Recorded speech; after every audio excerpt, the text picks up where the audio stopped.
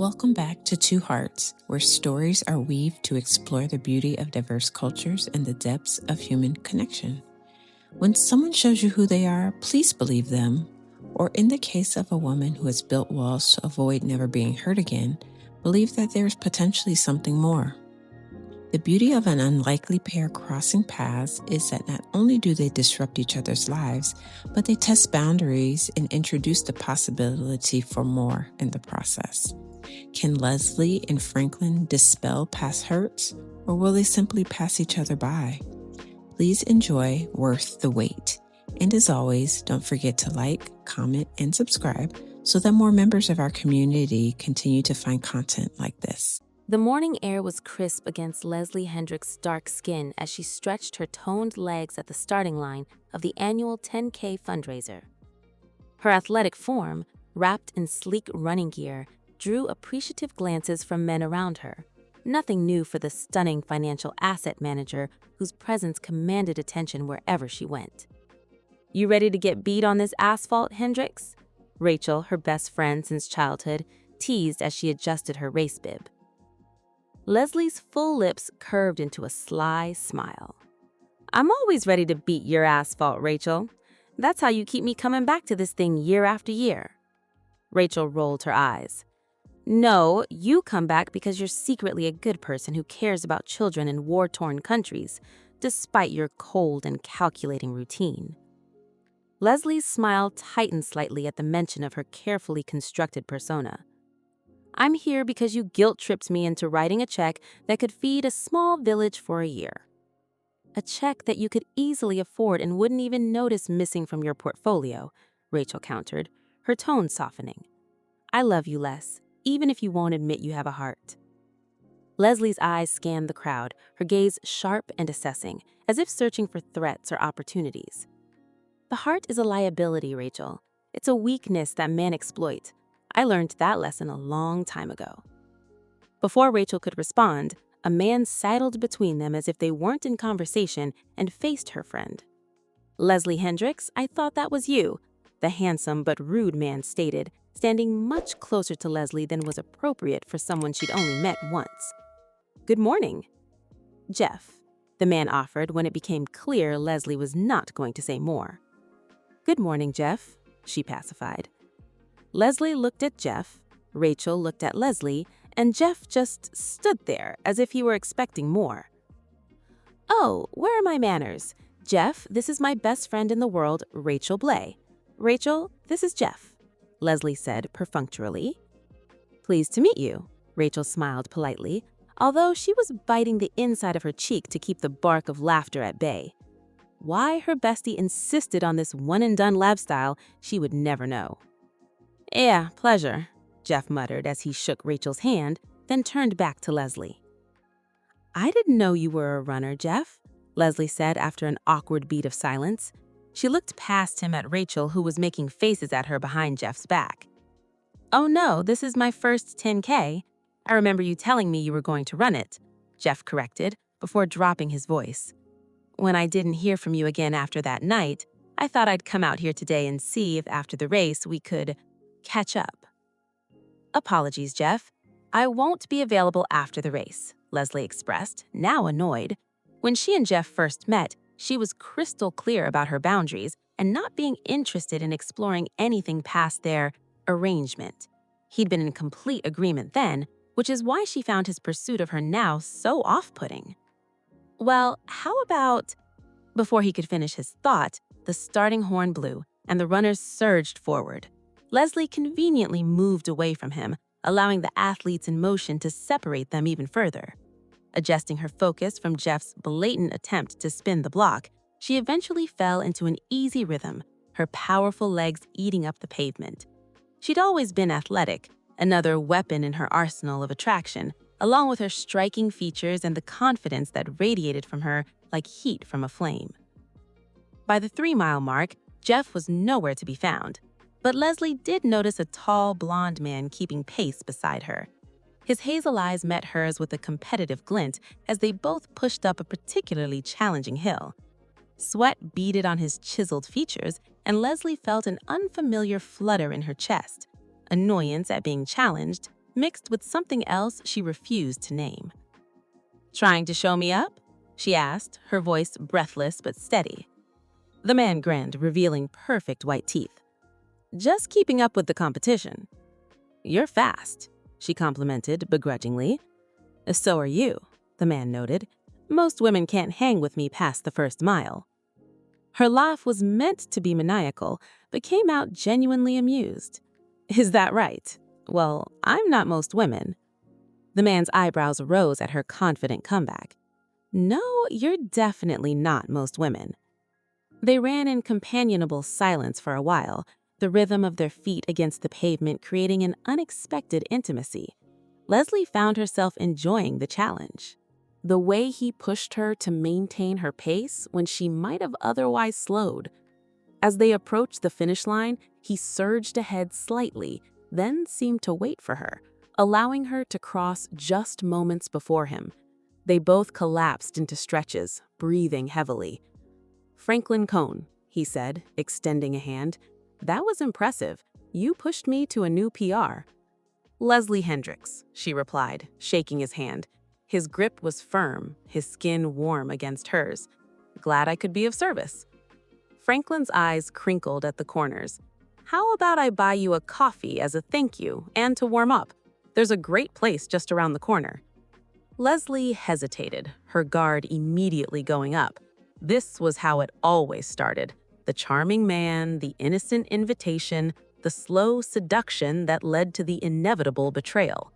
But then she caught Rachel's eye across the crowd, her friend giving an almost imperceptible nod of encouragement. "Sure," Leslie found herself saying, surprising herself. "Coffee sounds good." The cafe was warm and bustling with runners seeking refuge from the autumn chill. They found a small table in the corner, and Franklin returned with 2 steaming mugs. "So, what brings you out to support this particular fundraiser for children in war-torn countries?" Franklin asked, blowing on his caffeinated drink. Leslie shrugged. "My best friend Rachel is the event director. She guilt-trips me into running and writing a sponsorship check every year." Franklin's hazel eyes studied her with an intensity that made her uncomfortable. "Just to check? No personal connection?" Leslie's defenses rose immediately. "I grew up in South Central. That's war-torn enough, don't you think?" Something shifted in Franklin's expression, understanding, perhaps, or compassion. "I'm sorry, I didn't mean to pry." "I'm not looking for sympathy," Leslie replied, her tone sharp. "I'm just saying I've seen my share of violence and poverty." Franklin nodded slowly. "I run a nonprofit that provides aid and resources to children in conflict zones. We've got teams on the ground in several countries right now." Leslie's interest was piqued despite herself.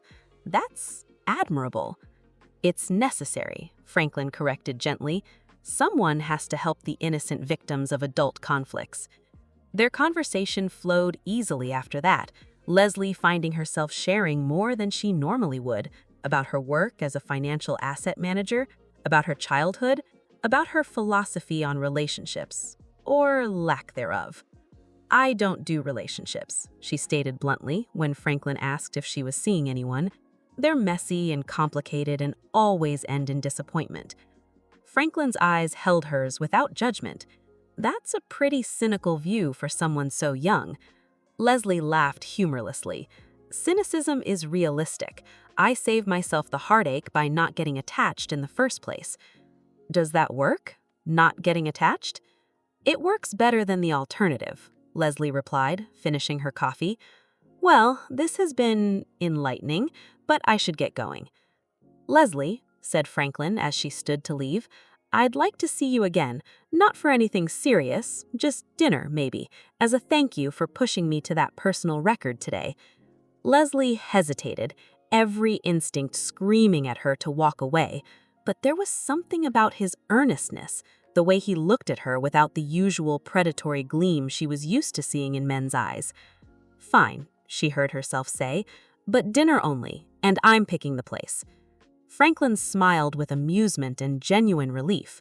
"Fair enough."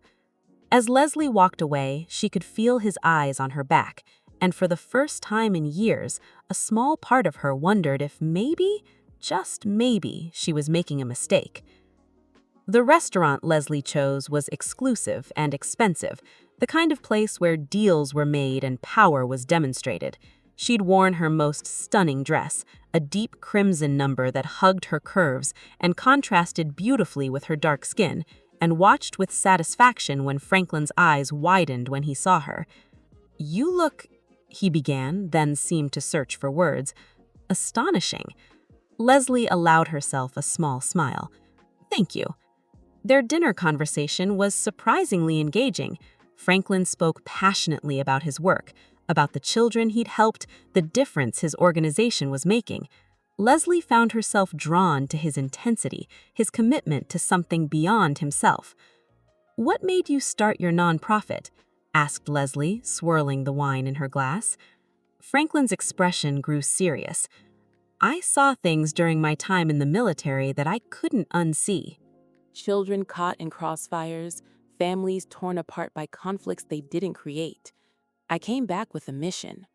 Leslie nodded slowly. I respect that. I really do. It's just not my way.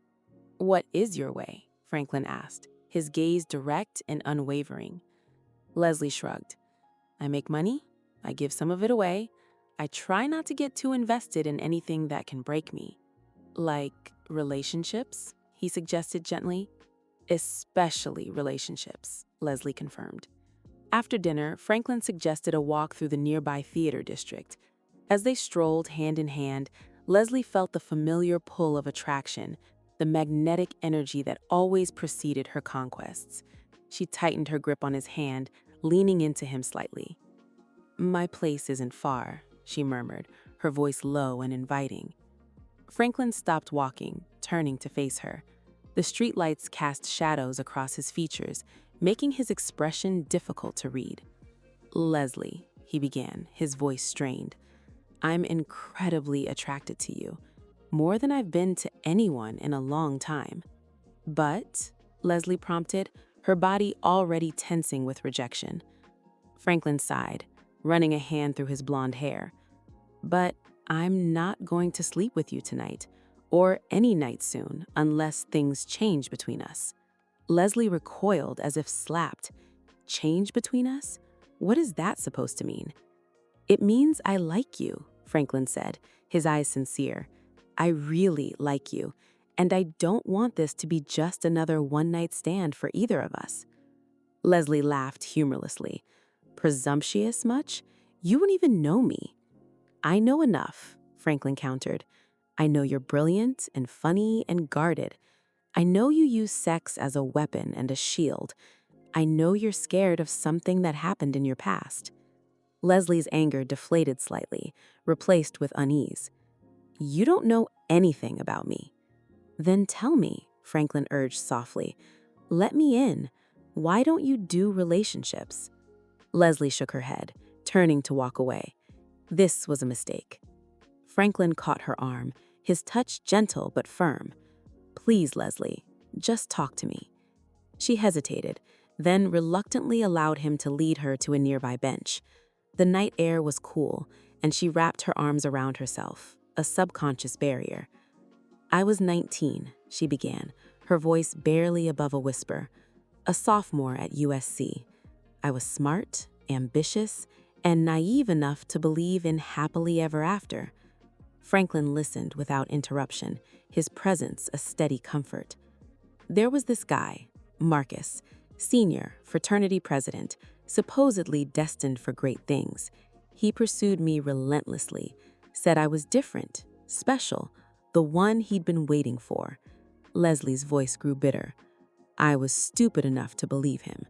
She paused, gathering herself. We dated for 3 months. 3 months of whispered promises, stolen kisses, dreams of a future together. I gave him everything. My trust, my body, my heart. Franklin's jaw tightened, but he remained silent. The night it happened, it was perfect, romantic. He told me he loved me. I believed him. Leslie's eyes grew distant, lost in the memory. The next morning, he was gone. Just a note saying, thanks for the memories. Franklin's hand found hers, their fingers gently lacing together. "Leslie, I'm so sorry." "That's not the worst part," she continued, her voice trembling slightly. "His vanishing act really hurt. I spent days wondering if I'd done something wrong or if he was seeing someone else." She took a breath before continuing. "A week later, I was determined to get to the bottom of why he'd ghosted me. After my astronomy class, I walked across campus to his fraternity house. I heard laughter from inside, but decided to stay the course. I wish I hadn't, because when I got to the door, wide open for all to see and hear, mind you, there he was in the living room, showing his brothers mementos from our night together. Tears she hadn't allowed herself to shed in years welled in her eyes. Pictures, Franklin. He'd taken pictures while I was sleeping, and he was passing them around like trading cards. He laughed about how he'd finally broken in the new filly, all while stuffing wads of cash in his pocket from what looked like losers of a bet." Franklin's grip tightened on her hand. "That's disgusting. Unforgivable, really." Leslie wiped angrily at her eyes. "I made a promise to myself that day. Never again. Never give any man the power to destroy me like that. If I leave first, if I keep it casual, then I'm the one in control. No one can hurt me if I don't let them close enough." Franklin's hazel eyes held hers with an intensity that made her breath catch. "Not all men are like Marcus, Leslie." "Most are," she countered. "Or they might as well be. The result is the same. I end up hurt." "What if I'm not?" Franklin asked softly. "What if I'm willing to wait, to show you that there's another way?" Leslie shook her head. "I can't take that chance. It's too risky." "Then let me take the risk," Franklin urged. "Let me be the one to show you that trust doesn't always lead to betrayal." Leslie studied his face, searching for signs of deception, for the hidden agenda she'd come to expect from men. She found none, only sincerity and something else she couldn't quite name. "Why?" she asked, her voice vulnerable. "Why would you do that?" Franklin's thumb stroked the back of her hand. "Because when I look at you, I don't see another conquest. I see someone who's been hurt, who's built walls to protect herself, and I see someone worth those walls coming down for." Leslie's heart hammered against her ribs. "I don't know how." "Then let me help you," Franklin said softly, "one day at a time." Leslie agreed to see Franklin again, though she kept her emotional distance.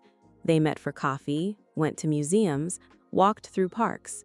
She was surprised by how easy it was to be with him, no agenda, just presence, and how comfortable she felt despite her usual defenses. He didn't push for more than she was willing to give, respecting her boundaries even as he gently tested them. A hand on the small of her back as they walked through a crowd, fingers brushing hers as they reached for the same menu, lingering glances that spoke volumes without words. "You should come volunteer with me sometime," Franklin suggested one afternoon as they sat in a park, people watching. Leslie raised an eyebrow. "Doing what?" "We're packing supplies this weekend for our Syria mission," he explained. "Nothing heavy, just sorting donations, filling boxes. It would give you a chance to see what we do." Leslie hesitated. Volunteering felt suspiciously like commitment, like investing herself in something beyond her own interests. But the hopeful look in Franklin's eyes weakened her resolve. "Fine," her heard herself say, "but I'm not making any promises about enjoying it." The warehouse was bustling with activity when they arrived Saturday morning. Franklin introduced Leslie to his team, who welcomed her with genuine warmth despite her reserved demeanor. As they worked side by side, packing medical supplies and non-perishable foods, Leslie found herself drawn into the purposeful atmosphere. These people weren't just filling boxes, they were saving lives, bringing hope to those who had none. "This is actually kind of impressive," Leslie admitted as they sealed another box. Franklin smiled.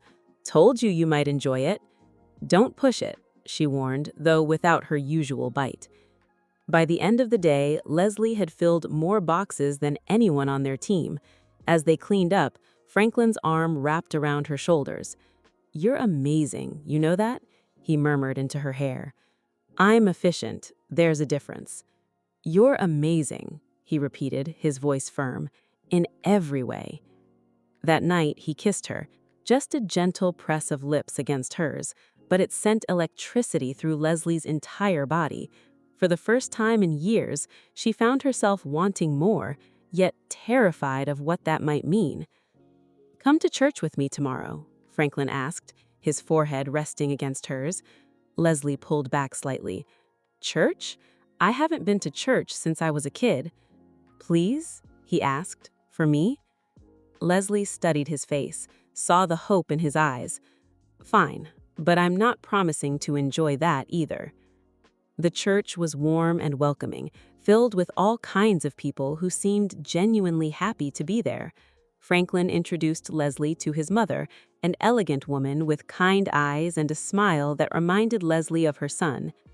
"So this is the Leslie I've been hearing so much about," Mrs. Cohn said, enveloping Leslie in a hug that smelled of lavender and kindness. Leslie stiffened slightly, then relaxed. "Franklin exaggerates." "Never about things that matter," Mrs. Cohn replied with a knowing smile. The service was different from what Leslie remembered, less about judgment and damnation, more about love and redemption. She found herself listening despite herself, drawn in by the pastor's message about grace and second chances. Afterwards, Franklin's mother invited them to lunch.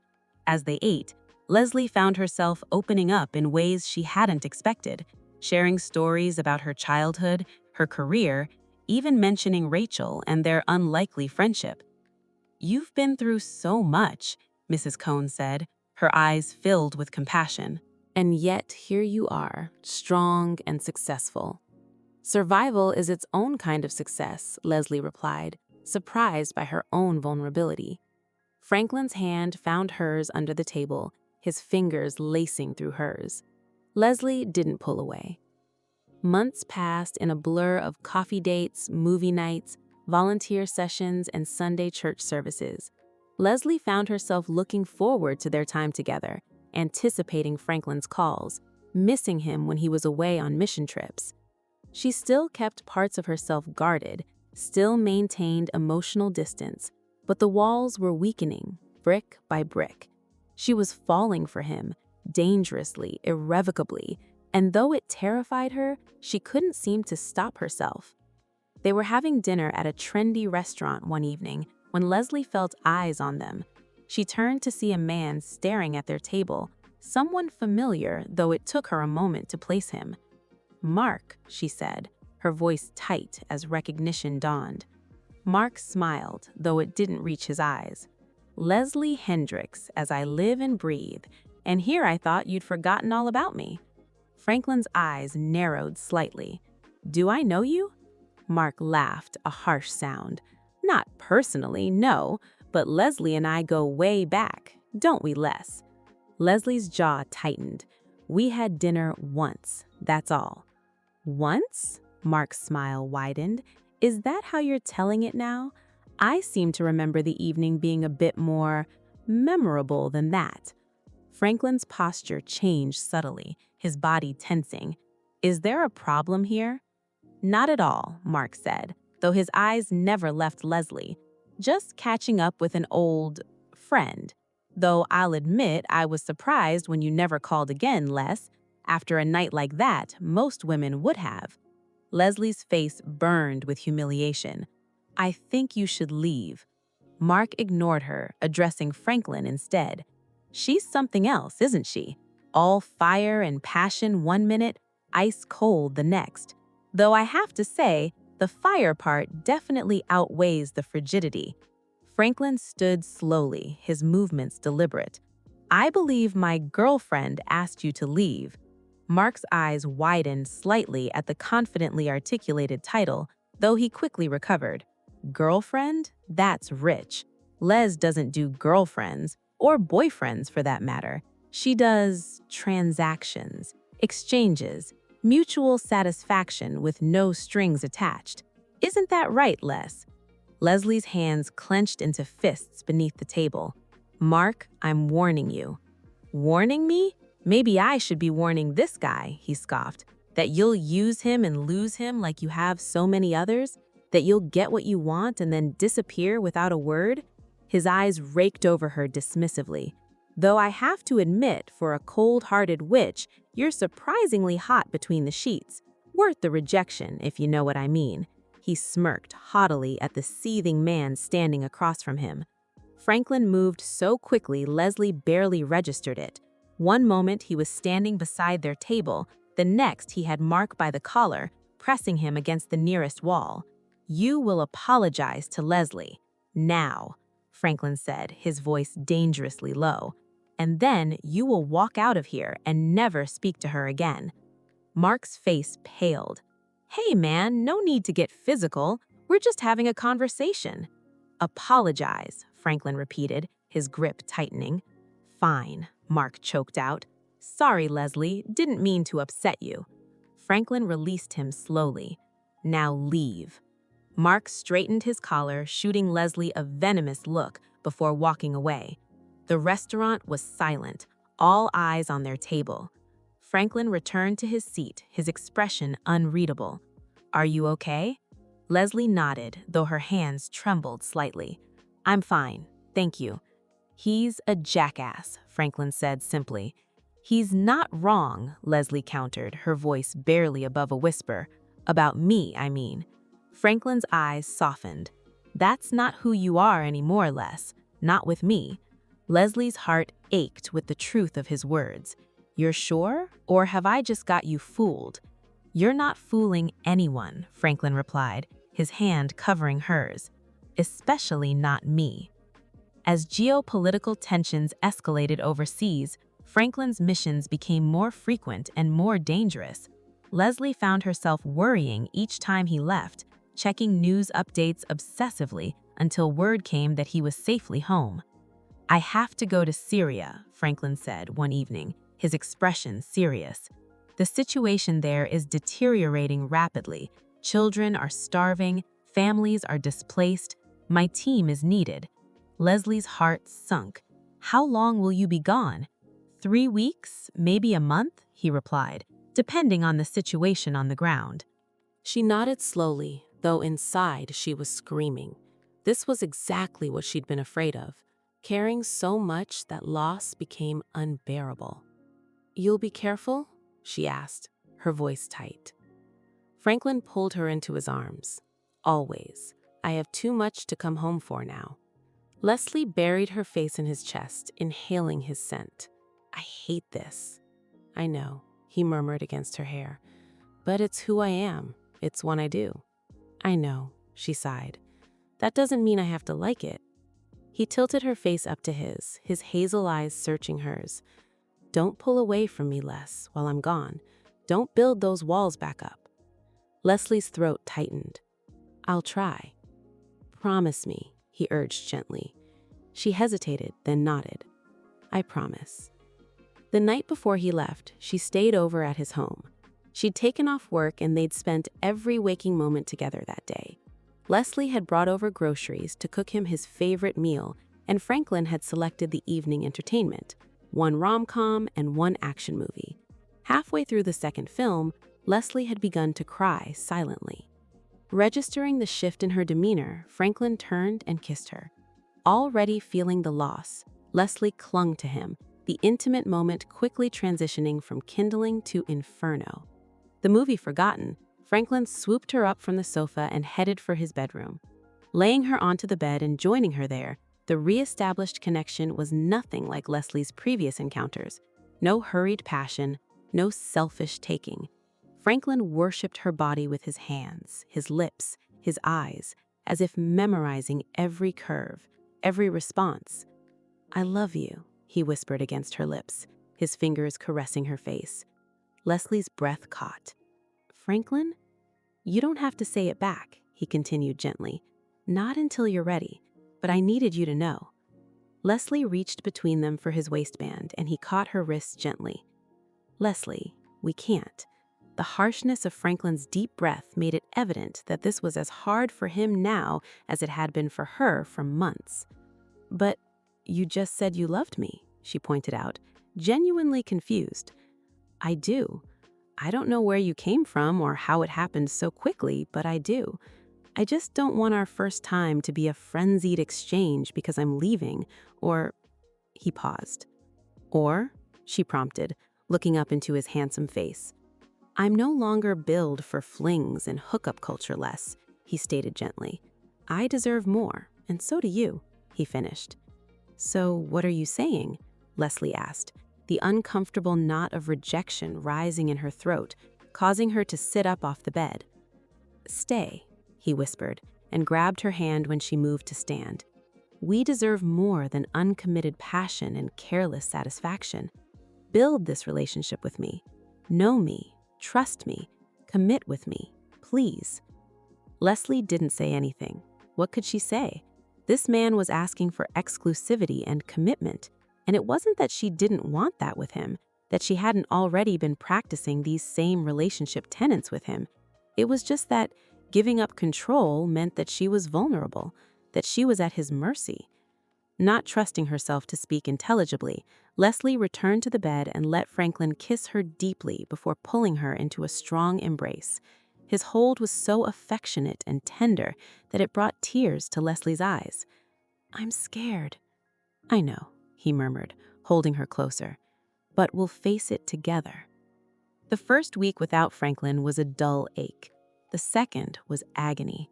Leslie deeply regretted leaving Franklin's house under the cover of the pre-dawn darkness after their beautiful, chaste night together. She'd woken up feeling rejected and embarrassed, and in that moment of realness, she simply couldn't face him. Instead, she left him a note hinting that she understood the 1,000,001 things he'd had to get done before his trip and promised to keep in touch. He'd called and texted her relentlessly that day before he left, but she couldn't answer. She couldn't bring herself to admit that she did, in fact, love him too, only for him to still leave her. Now, Leslie found herself checking her phone constantly, jumping at every notification. When his first email arrived, short, reassuring, describing the work they were doing, she cried with relief. They communicated as he was able, emails when internet access was available, occasional phone calls when satellite reception allowed. Leslie found herself sharing things she'd never told anyone, fears, dreams, memories she'd long buried.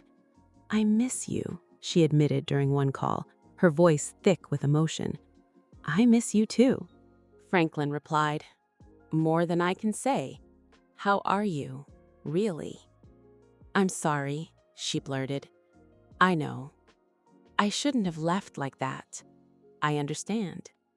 "Do you?" "I see you, Les," he stated simply. Leslie hesitated. "I hate this. I hate waking up alone, eating alone, sleeping alone. I hate watching the news, wondering if you're safe." "I'm safe," he assured her, "and I'll be home before you know it." "Promise?" she asked, sounding like a child. "I promise," he replied.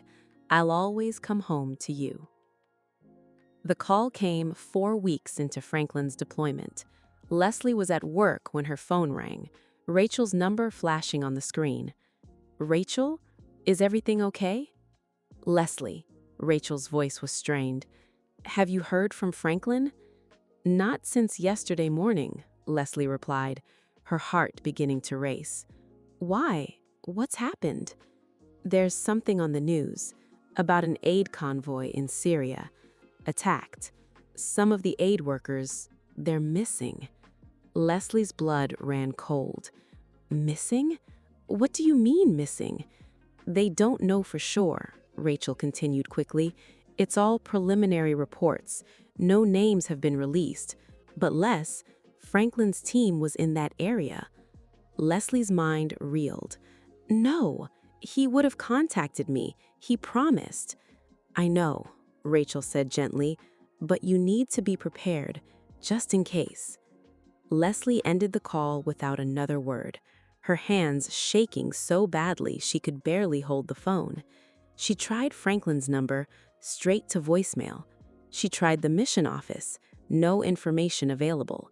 She searched online for updates, finding only sketchy reports of an ambush in the region where Franklin's team had been working. Hours passed in a blur of panic and denial. By the time she left work, she was convinced there had been some mistake, some miscommunication. Franklin would call. He always called. He didn't. Days turned into weeks with no word. Leslie stopped sleeping, stopped eating, stopped functioning beyond the bare minimum required at work. Rachel tried to comfort her, to bring her food, to make her talk, but Leslie pushed everyone away, retreating into the shell she'd so carefully constructed over the years. "This is why I didn't want to care," Leslie told Rachel one night, her voice raw with grief. "This is why I kept everyone at a distance, because losing people hurts too much." "But you didn't keep Franklin at a distance, Les. You let him in. That's not weakness, Les. That's strength." "It feels like weakness now," Leslie whispered. "It feels like love," Rachel corrected, "and that's never weak." A month after the attack, Leslie found herself driving to Franklin's church. She hadn't been back since he'd left, but something drew her there now, a desperate need for connection, for hope, for anything to hold on to. The service was already in progress when she slipped into an available pew. The pastor was praying for the mission team, for their safe return, for strength for their families. Leslie's eyes scanned the congregation, finding Franklin's mother in the front row, surrounded by friends, her face etched with grief. As the service ended, Leslie hesitated, then made her way toward the front. Mrs. Cohn saw her coming, excused herself from the group surrounding her, and met her halfway. They fell into each other's arms, both crying without restraint.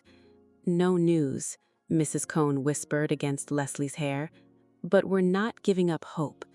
Leslie nodded, unable to speak. "Come home with me," Mrs. Cohn urged. "Please, you shouldn't be alone right now." Leslie agreed without hesitation, following the older woman to the car that would take them to the home where Franklin had grown up.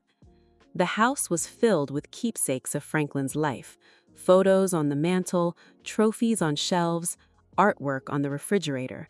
Leslie wandered through the rooms as if in a dream, touching his things, breathing in his scent, trying to feel close to him.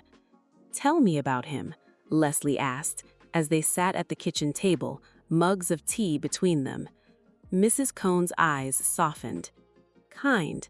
Even as a child he was kind, always bringing home strays, animals, friends, anyone who needed help. He's always been like that, needing to fix things, to help people." Leslie nodded slowly. "He gets that from you." "Perhaps," Mrs. Cohn replied with a small smile, "but he got his stubbornness from his father, my late husband. Once Franklin sets his mind on something, there's no changing it." "Like me?" Leslie asked, her voice barely above a whisper. Mrs. Cohn reached across the table, covering Leslie's hand with hers. "Like you, like loving you. He told me, you know, that you were the one." Tears welled in Leslie's eyes. "He shouldn't have. He shouldn't love someone like me." "Why not?" Mrs. Cohn asked gently. "Because you're afraid? Because you've been hurt. That's exactly why he loves you, Leslie. Because he saw past all those walls you've built to the woman underneath, the one who deserves to be loved." Leslie shook her head. "I'm not that woman. I'm the one who breaks hearts, who uses people and leaves them. I'm the one who doesn't deserve someone like Franklin." "Then change," Mrs. Cohn said simply. "Be the woman he believes you are. Be the woman you are when you're with him." Leslie's heart ached with the truth of her words. "I don't know how." "Yes, you do," Mrs. Cohn countered. "You've been doing it for months now. Opening up, letting people in, caring about something beyond yourself. Don't let this setback undo all that progress." Leslie nodded slowly, though inside she was coming undone. "I'll try." Weeks turned into months with still no word. Leslie continued going to church with Mrs. Cohn, finding a strange comfort in the rituals, in the community of believers who held fast to hope, even in the face of uncertainty. She found herself talking to God, not in any formal way, but as if speaking to a friend she'd neglected for far too long. "Remember me?" she asked one night, kneeling beside her bed. "Leslie Hendricks. We used to talk back before I had questions that you didn't answer, before Marcus, before the betrayal, before I decided it was safer to be alone." Tears streamed down her face. "I was wrong. About you, about Franklin, about everything. So if you're up there listening, please bring him home. Bring him back to me. I know I don't deserve it, but he does. He deserves to live, to love, to continue his work." She paused, wiping at her eyes. "And I deserve to tell him I was wrong, that I love him, that I'm sorry for pushing him away, for being so afraid, for not trusting him with my heart." A sense of peace washed over her as she spoke, as if a burden she'd carried for years was finally lifting. "Please, God, just give me that chance." The call came on a Tuesday afternoon. Leslie was at work when her phone rang, Mrs. Cohn's number flashing on the screen. "Hello?" Leslie answered, her heart suddenly racing. "They found them, Leslie," Mrs. Cohn said, her voice trembling with emotion. "They're found. Franklin and his team. They're alive, Leslie. They're alive." Leslie sank into her chair, her legs suddenly too weak to hold her. Are they okay?" "Injured, but alive," Mrs. Cohn replied. "Franklin was hurt badly, shrapnel, collapsed lung. They've airlifted him to a hospital in Turkey for treatment." Leslie's mind reeled. "Turkey? I need to see him." "I'm leaving tonight," Mrs. Cohn said. "Come with me, Leslie, please." "Yes," Leslie replied without hesitation. "Of course. Tell me when and where." The flight to Turkey was a blur of anxiety and anticipation. Leslie and Mrs. Cohn spoke little, each lost in their own thoughts, their own prayers. When they finally arrived at the hospital, exhaustion warred with adrenaline as they made their way to the recovery ward. "He's still heavily sedated," the doctor explained, his English accented but clear. "The surgery went well, but he'll need time to recover. You can see him, but don't expect much of a response." Leslie nodded, her heart pounding against her ribs. "I understand." Franklin looked pale and fragile against the hospital sheets, his chest bandaged, his face bruised, his body connected to various monitors and IV lines. Leslie's breath caught in her throat at the sight of him, so still, so vulnerable. "Franklin is strong," Mrs. Cohn whispered, taking Leslie's hand. "He's survived 3 tours of duty. He'll fight through this too." Leslie nodded, though tears welled in her eyes. "He has to." They sat with him for hours, talking to him, holding his hand, willing him to wake up. As visiting hours ended, Mrs. Cohn suggested Leslie go back to the hotel to rest. "I'll stay with him tonight," she offered gently. "You can come back in the morning." Leslie hesitated, then nodded. "Call me if anything changes." "I will," Mrs. Cohn promised. "Get some rest, Leslie. You'll need it." Leslie barely slept that night, tossing and turning as images of Franklin, hurt, broken, possibly dying, played through her mind. She was back at the hospital first thing in the morning, her heart in her throat as she approached his room. "He's awake," Mrs. Cohn said as Leslie entered, her eyes shining with tears. "Is he?" "He's weak," Mrs. Cohn replied, "but he's Franklin, stubborn as ever." They hugged one another in relief as the women exchanged positions and Mrs. Cohn quietly exited the room. Leslie approached the bed slowly, her eyes fixed on Franklin's face. His eyes were open, though they seemed unfocused, clouded with pain and medication. "Franklin?" she asked softly. His eyes slowly focused on her, recognition dawning. "Leslie?" His voice was hoarse, barely a whisper. "I'm here," she replied, tears streaming down her face. "I'm right here." His hand reached for hers, his grip weak but determined. "You came." "Of course I came," she said, pressing his hand to her cheek. "I'll always come for you." Days passed in a blur of medical updates, slow improvements, and growing hope.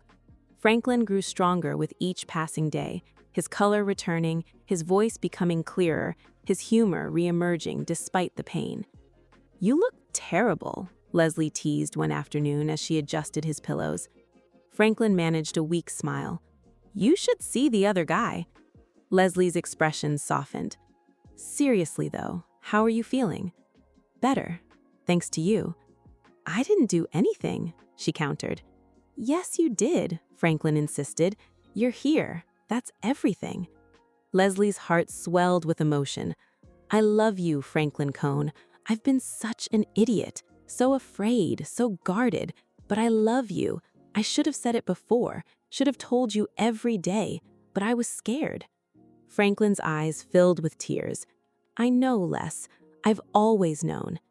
"Can you forgive me?" she asked, her voice trembling. "For everything? For pushing you away? For not trusting you? For being so broken?" Franklin's hand found hers, his fingers lacing through hers. "Only if you swear never to leave my side again." Leslie's breath caught. "Is that what you're saying?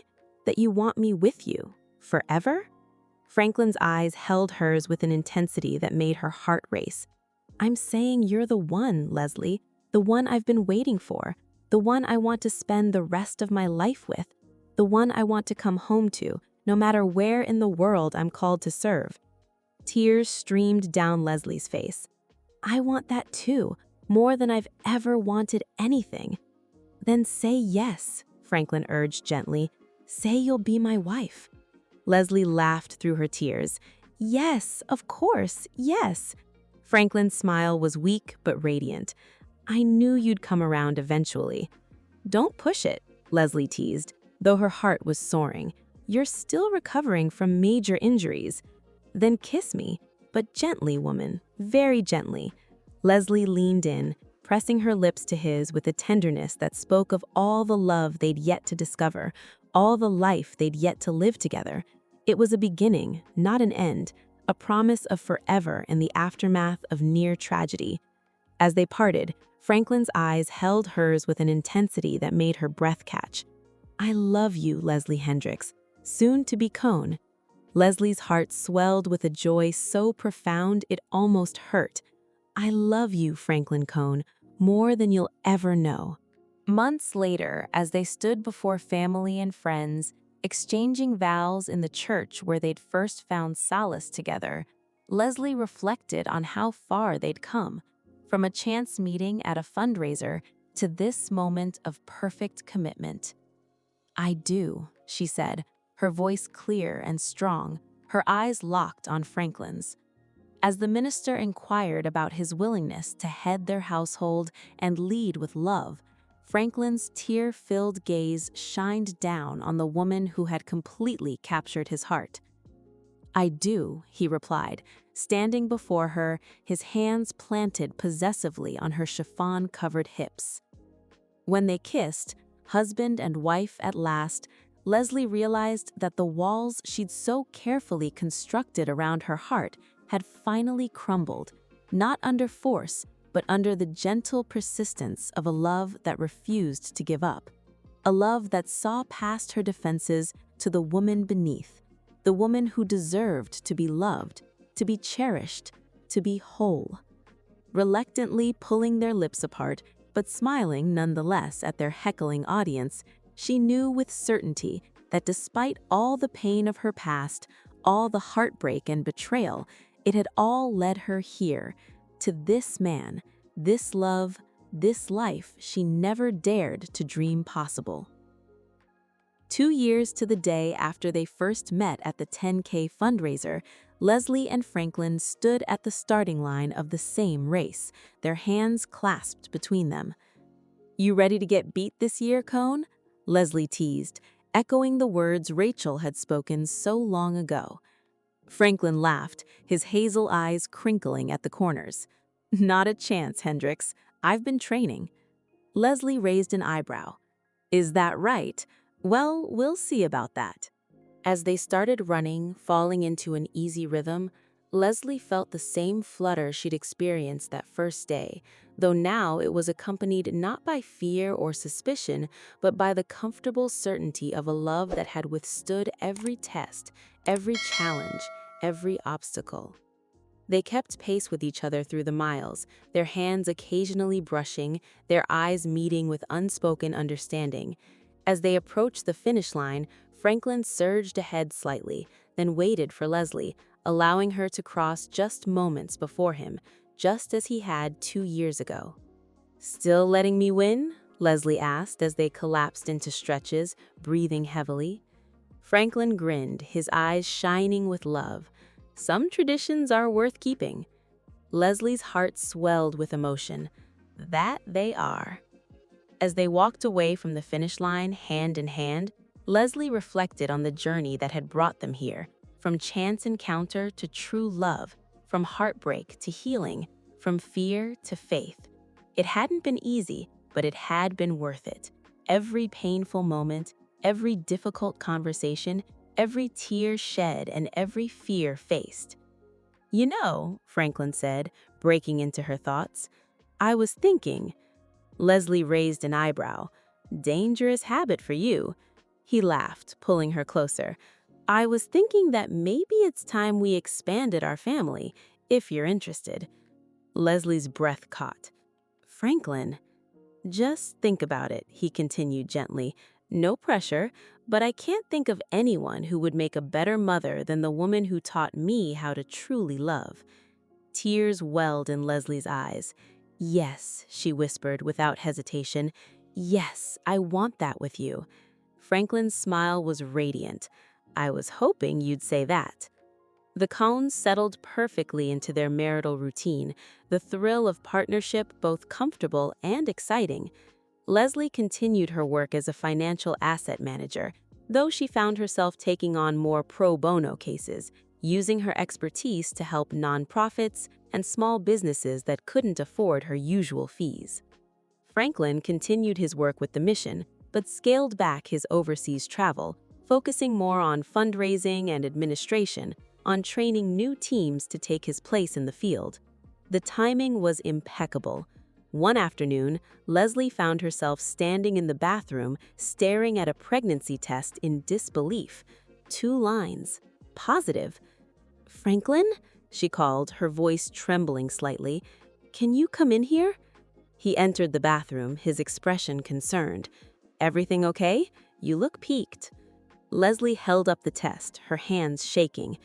I think we're going to have a baby."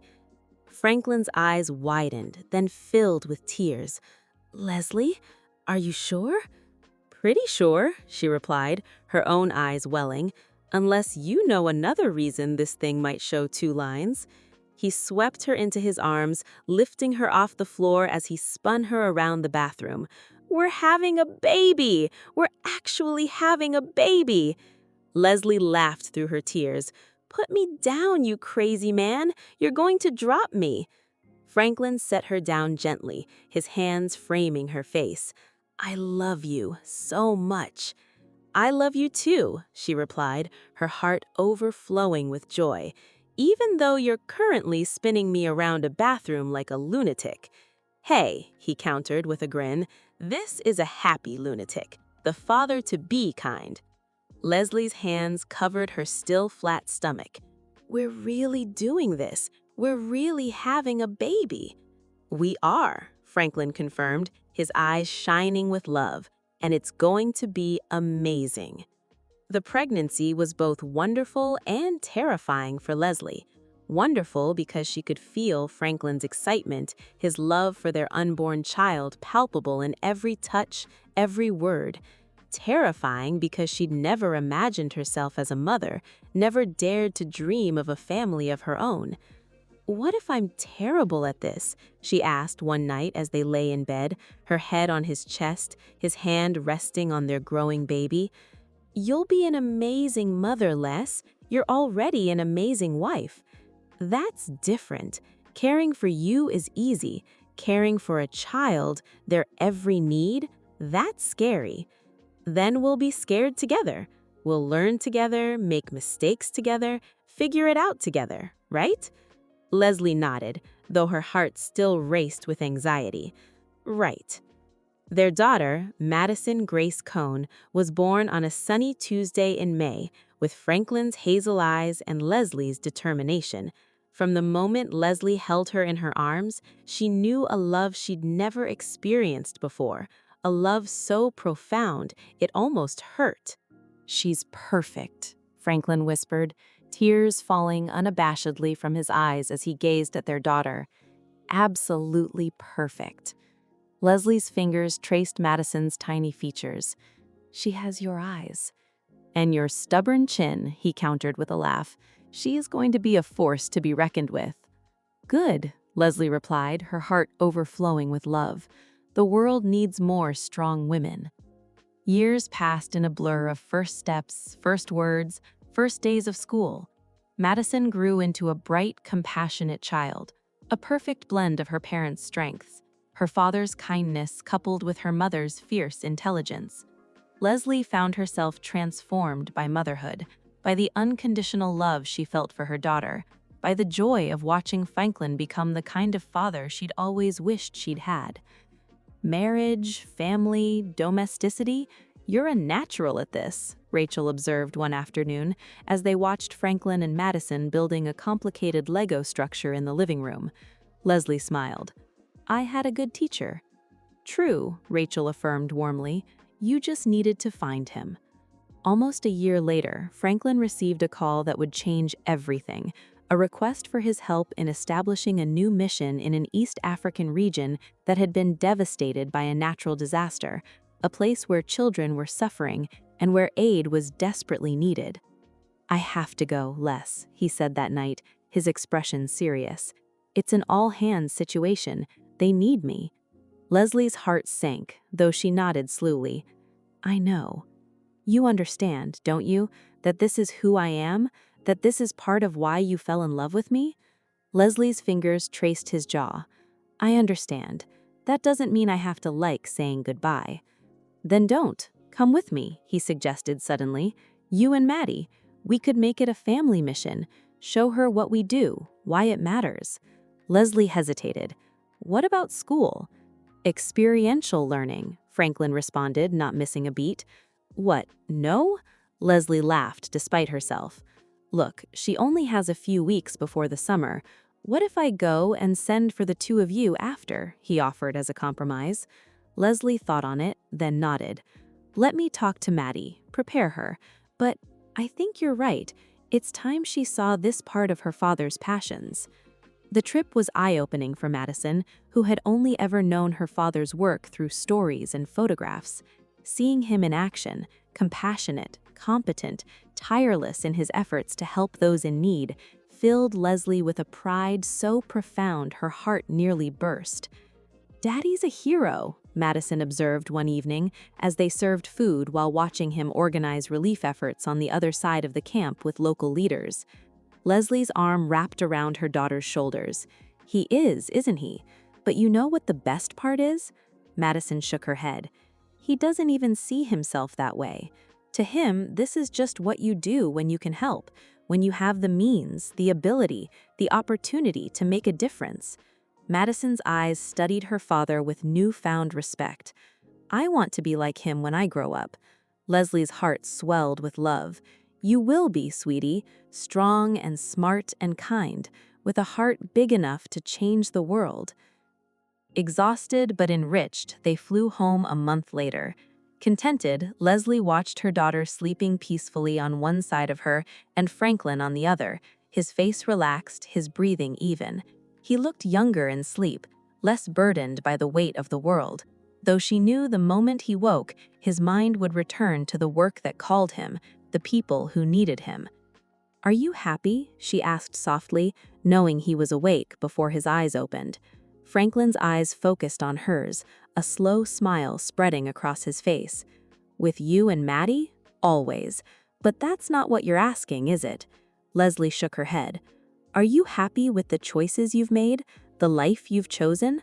Franklin's hand found hers, his fingers lacing through hers. Every day, even the hard ones, especially the hard ones, because they led me to you. Leslie's heart swelled with emotion. Sometimes I can't believe this is my life, that I have this family, this love, this joy, after everything. Not after everything, Franklin finished gently, because of everything.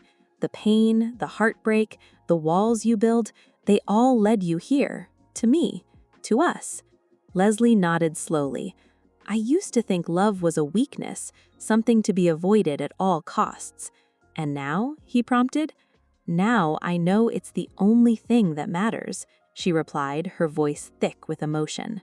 The only thing worth fighting for, worth risking for, worth living for.